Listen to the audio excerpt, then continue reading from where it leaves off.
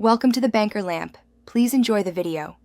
You start by confirming network and wake states so the next steps work reliably. Once connected, open the TV's mirroring app or input so it's actively listening. Then on your phone or PC, pull up the system casting or screen mirroring control. Do it now. You'll see a list of paired devices. This list is where you will remove the TV.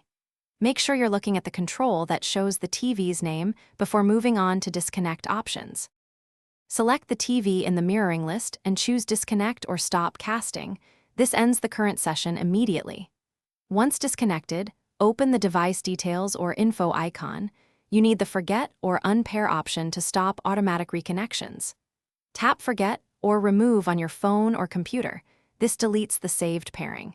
If your TV supports a pairing code, also clear that record in TV settings. Doing both steps ensures it won't reappear without reauthorization. After forgetting the device, restart both the TV and your phone or computer to flush caches and network leases. Once done, recheck mirroring lists. If the TV still appears, inspect app-specific settings like AirPlay, Google Home, or Smart View and clear saved devices there. If the TV persists, power cycle your router.